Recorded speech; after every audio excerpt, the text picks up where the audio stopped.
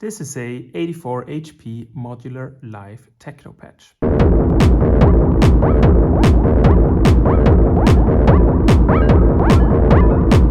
The goal here is to show a small case that can sustain about 30 minutes of live techno and explain some things that I wish I had known when I got into this. I wired this up earlier and I recorded a 37-minute set and put it on SoundCloud. The link is just below the like button, so please check that out. And so yeah, I wanted to show a bit what I was thinking about when I built this case and rebuild it here in this video. To be extra clear, this is optimized for live. And when I got into this whole thing, I didn't realize that a lot of people use modular gear to do studio tracks, which is fine and awesome and makes very cool tracks. But I want to do live stuff. And so this wasn't always clear to me. So I want to tell this to you when you watch videos or when you acquire gear. Make sure you get stuff that is focused on live, so that it's playable, has many sweet spots, ideally has no menus, and ideally has a broad range of sounds that you can switch to live without having to repatch anything.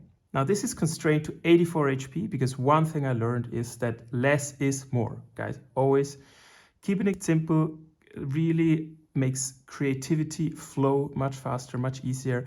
And especially when you play live, the less stuff you have, the easier it is to know your stuff, the easier it is to jam with it, prepare, get to know your modules, get to know your sweet spots. But if you're sitting at home and you're like, oh, I'm going to get my first case, do not get a tiny case. Get a big case. I recommend the 104 HP performance case from Iteritas. I think that's the perfect case to make 1 hour shows. But still, for this video, we will constrain ourselves to exactly 84 HP. Okay, so when you make techno, there is broadly 3 things you will need. You'll need some 909 drums. In this case, I'm using the Rample, which is a 4-track sample player.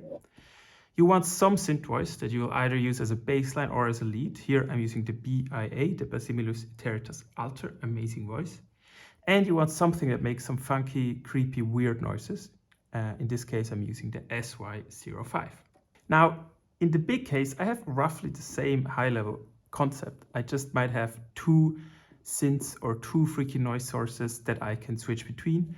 But I think that's the broad concept you should go for. So let's get started by removing all these cables, and then I will re-add them as I explain what I'm doing. And I will put some chapter markers down below so you can switch to whatever you want to listen to. Alright, so the first thing you will need is some clock and some trigger sequencer. In this case, I'm using the Eucledian Circles for both. If you don't know, this is a module where you can basically select triggers by just turning one knob. So you can go from 0 triggers to 1, 2, 3, 4, 5, and so on. And they're spaced out somewhat equally. There's a whole paper on this. This makes for very nice rhythms. I would recommend, if you have no trigger sequencer and you're getting into this, I would get the Steppy because you get a bit more freedom. So with this module, I cannot put a trigger, let's say here and here, and then no triggers for the rest of the circle. I'm constrained. But on the other side, it makes for cool triggers, patterns. And so this has a built-in clock. You can press and hold the middle encoder and set the BPM. And that's very convenient because we are very space constrained. I actually don't have another clock module that would fit here, so I'm using this. Let's start with the kick drum, all right? So up here, I will use this trigger for the kick drum, put 4 on the floor. This will come out of this jack here. I'll wire it into the 4th input here, and I will wire it into the trigger of the Rample. And we will wire the output of the Rample into the mixer. Now here I have to add one note. I do not have a 3U output module, so I put this placeholder here to be extra fair and not cheat. There are 4 HP output modules that say the Bifaco out. I will just wire on this cable to the 1U output I have in the main case. But don't worry, basically you could get just another output. If you get the intelligible case, like I recommend, I will get the 1U output. But anyway, this is the setup, and now it's wired to the mute. You see it's red, so it's blocked. All right. Now I have a bunch of samples here. I will switch to the second one, which is a 909 kick. And one thing I'll do right off the bat, which the Rample does very well, is overdrive this. All right. If you have more space, I really recommend such overdrive modules such as the guillotine, they make very nice sounds. Anyway, let's mute this. All right, so I have on channel 3, I have a nice hi-hat, which I will wire here on the second output. Actually, let's plug it here.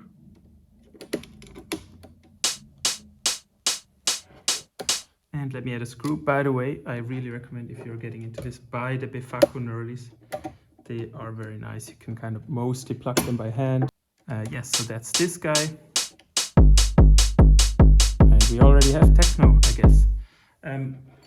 I will use the third line here for a clap.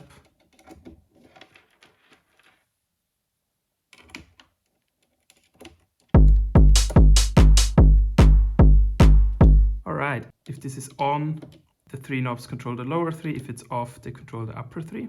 So we will use this shift page for the second hi-hat. The reason for that is I want to be able to control the main page, the kick and the main hi-hat and the clap from one side.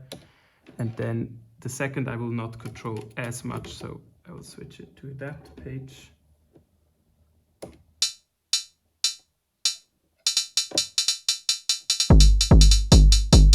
And here you also see the power of the Euclidean Circles. It's very nice to make nice rhythms.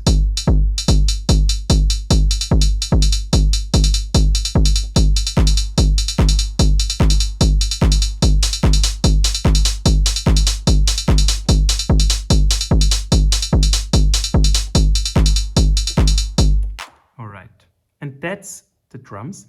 Now, one important thing with the Rample is that it has a built-in filter for every drum.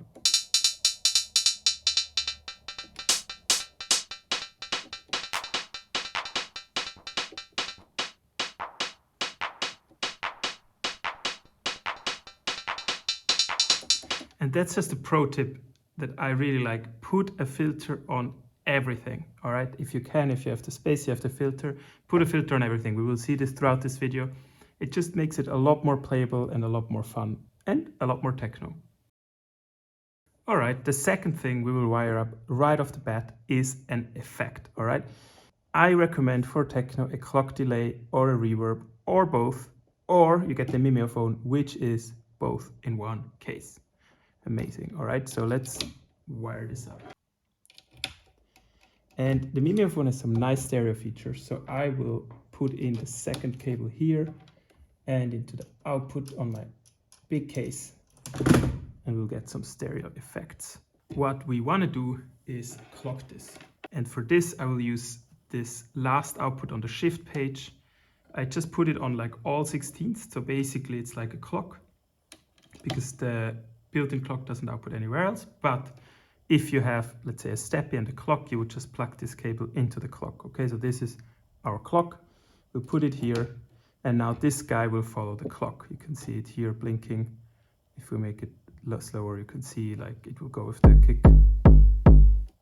All right, if we put it on this, it will be on the 8th, I think. And now, if we turn this up, we get some very nice rumble. So to explain this module very briefly, you have a bunch of important knobs. So obviously you have the speed of this delay. So as I mentioned, it's clocked. You can add some reverb to it by putting up this halo. You can increase the repeats with the repeats knob. And then the color knob filters the delay or the reverb or like kind of whatever this module adds. If it's on the top, it doesn't do anything. If it's on the left, it's a low pass. On the right, it's a high pass.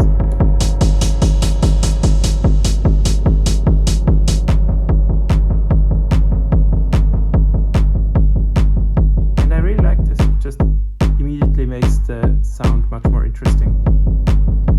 And so you really want some effect. I went through a bunch. I really recommend this. I feel like you cannot go wrong with buying this module and clocking it. It's been in every case I've had since I got this module. All right, so next up is a synth voice. Now, this is where modular synthesis started, right? You built a synthesizer, and now we have kind of, I guess, moved away from this a bit, and we do drums, we do effects, we do filters, we do mixers, we do everything in the case. But obviously we still want some synth voice. And here you can go as crazy as you want. You can build your own one by wiring together many Doppler modules. You can get your base VCOs, a VCA, you can get filters, you can make envelopes, everything. And that is a lot of fun. I totally recommend doing it.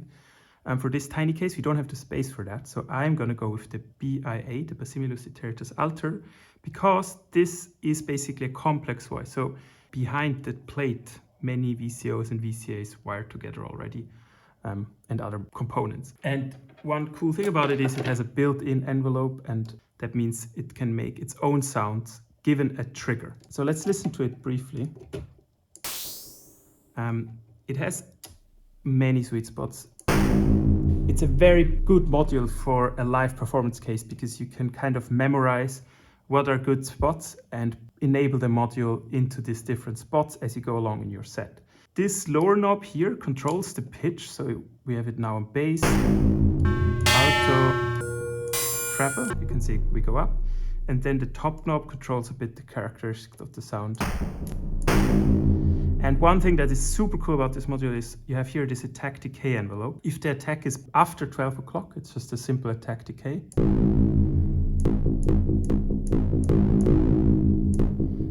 But if you put it below 12 o'clock, it adds noise to the envelope, to the output, sorry.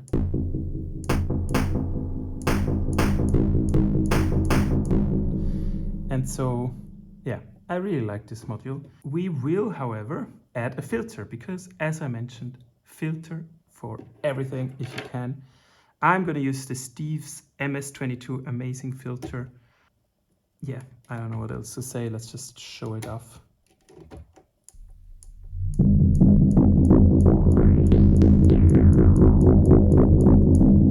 Just allows you to tame it. It has both a low pass and a high pass.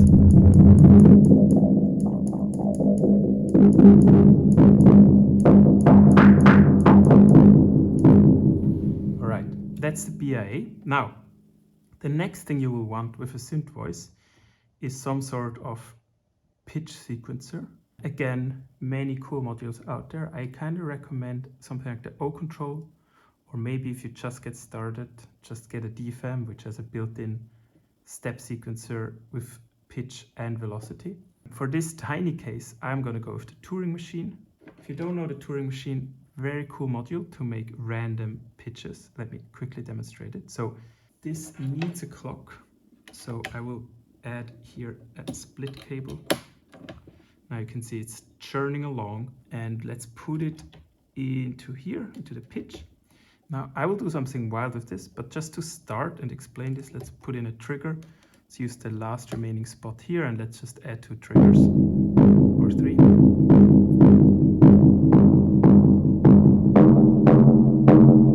And so the way this module works is when it gets a clock, it shifts here this shift register, and the shift register gets converted into a pitch.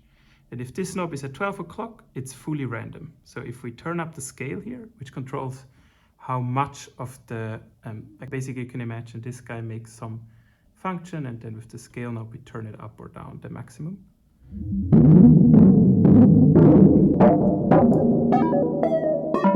But now if we put it all the way down to the right, it will lock a melody. And so that is very techno.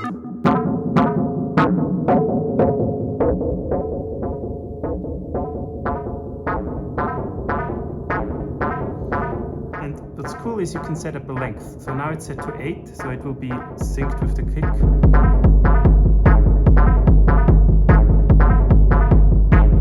But you can set it to 5.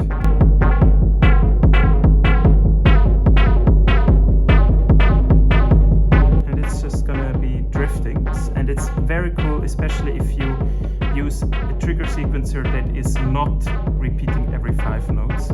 Thereby you get like some polyrhythmic stuff going. Now, what I will do, however, is I will not use this output here because we need it for the SY. I will use the pulse output. So apart from sending a pitch or like a stepped CV out, This module also sends a pulse out, and you can use it as a trigger. And like this knob, it repeats if it's locked and is random if it's at the top.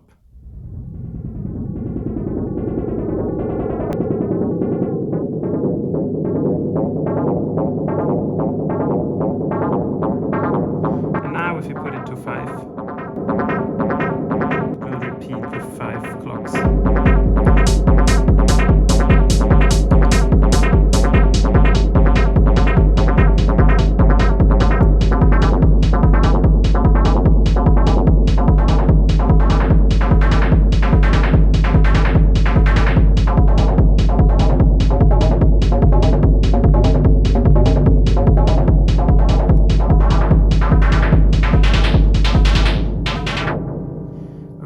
And one thing you will notice is now I don't have a mute switch for this module, but that doesn't matter. I can just turn off the filter. That's kind of one thing I feel like took me a while to embrace when I got into Modular, is not everything has to be wired up in some clean and consistent way. Just be creative. Less is more, basically. Now, before we go on, I want to briefly talk about the mixer. Again, this is a tiny case, so I'm using a tiny 2 HP mixer, and the whole mix goes into the Mimeophone. If you are buying a bigger case and you want to do something fancier, totally get a mixer with aux sends. I really recommend the QSC from FrapTools. Somehow this is not a very well-known mixer, and I got it kind of late. I went through 3 or 4 other mixers before that I didn't like because they had random problems. And the QSC is really awesome, so totally buy that if you have space and want to get a good mixer. But yeah, here we will just do this. And one trick I'm using is you can see that I'm turning up the drums way more than the BIA. It's just one other way of making the kick punch a bit through the rest. If you don't do that, like, it will all get a bit mushy. It's not perfect. Again, this is where a proper mixer will help you. So anyway, here we use this and we send the full mix into the Mimeophone, and we can use this knob to turn off or on the whole effect on everything. Next up is the SY05. As I mentioned in the start, I like to use this for funky stuff, funky noises. If you don't know, this one is actually famous for being half of an SY1, which famously Aphex Twin used to make some of his music. And it's like a really cool kind of synthesizer slash drum computer, and it has 5 modes, and all of the modes are really nice. And so again, this is a really good module for live performing because you get one module that has a lot of sweet spots. So for this, let's wire up the last trigger here, again without a mute because I don't have any more mutes. And we plug this into the output. And there are some very cool knobs here. The first is whether the pitch envelope is applied positively or negatively. So the way this works is it has a tune, which is a pitch.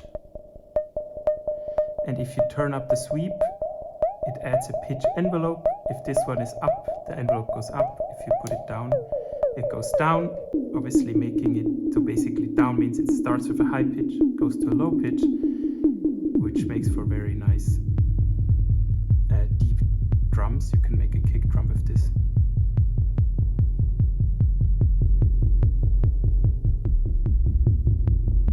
And the opposite makes for very nice freaking noises. As you might guess, the decay is the decay of the main envelope on the output, and the width is the filter width. So kind of this has a built-in filter. Again, filter on everything.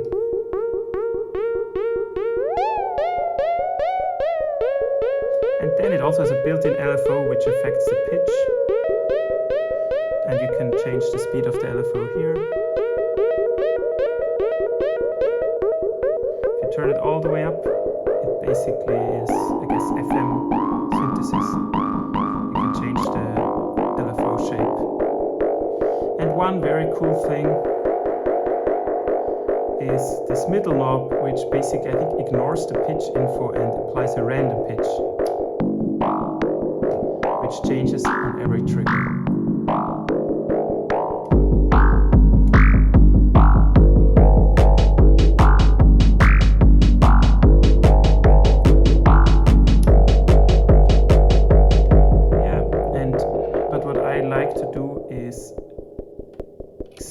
pitch that I put into the BIA. Again, keep it simple. Less is more. Don't need 2 pitch sequencers. Just reuse one. And it has these nice modes. I like to use E for more like bassy stuff. It's more like a bass line. And maybe add a bit of LFO.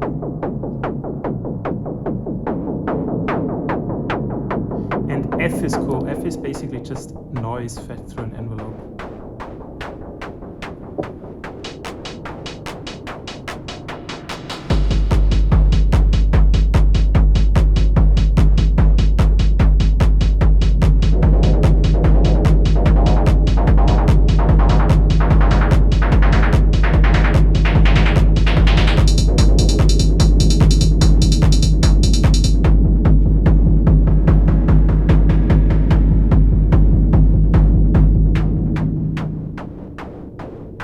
And again, we have no mute. It's almost quiet if you put them all the way down. Otherwise, you can just remove the triggers and it will be quiet. And that is the case. Finally, I wanted to briefly talk about arrangement and how to play this thing live. If we had a bit more space, I would totally put like a DJ filter here, as I have in my main case, to cut off the lows and prepare transitions. However, in this case with the Mimeophone, you can get something similar by muting the kick and turning up the filter, so you can do something like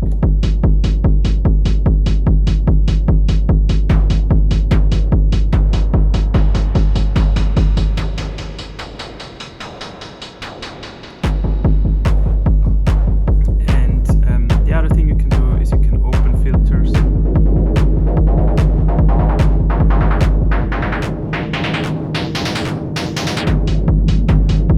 Close them and switch around the drums, so that's what mutes are super useful for. And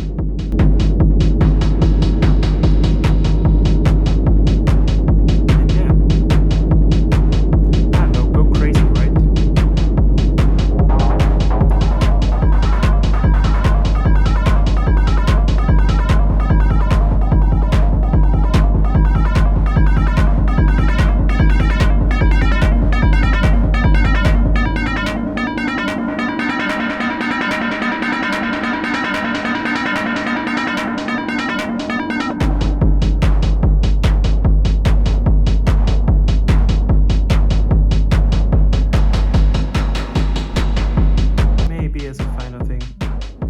Sounds dry. Without a filter.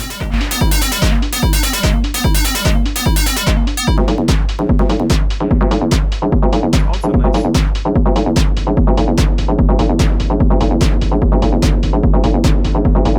I guess I'm just a sucker for reverb.